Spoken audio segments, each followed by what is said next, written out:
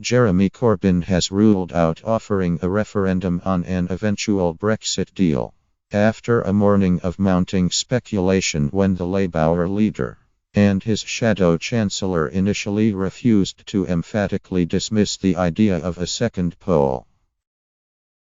Answering media questions following a passionate speech to formally launch Labour's general election campaign, Corbyn was asked about reports that Labour could offer a second referendum.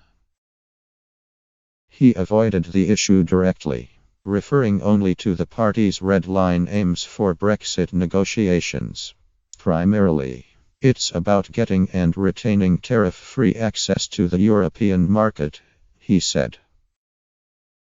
We haven't threatened to turn Britain into an offshore tax haven on the shores of Europe, undermining the European economy, Corbyn added, saying Labour wanted a good process by which we continue to trade with Europe.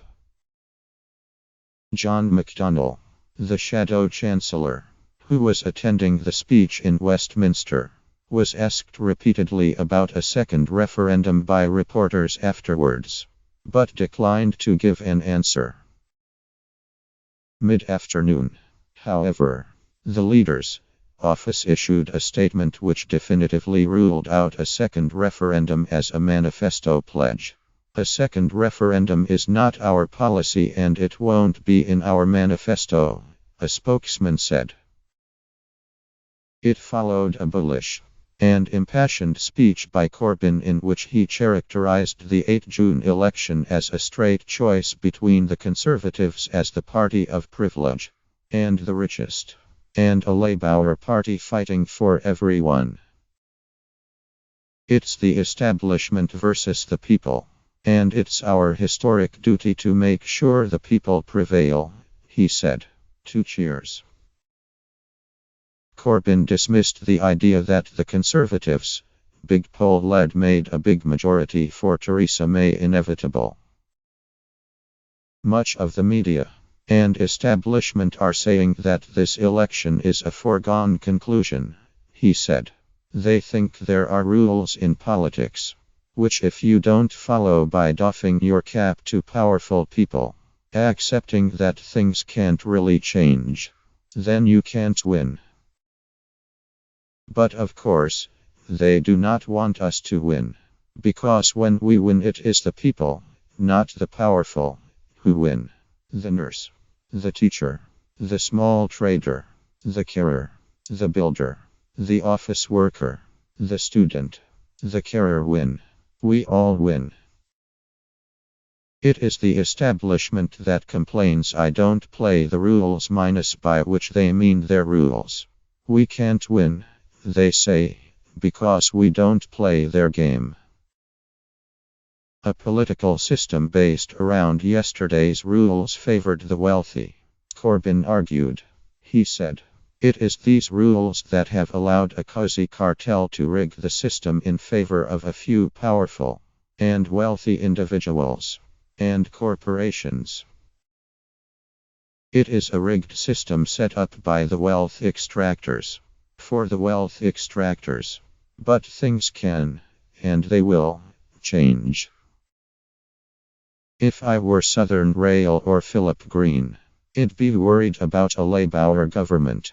If I were Mike Ashley or the CEO of a tax-avoiding multinational corporation, I'd want to see a Tory victory. Why?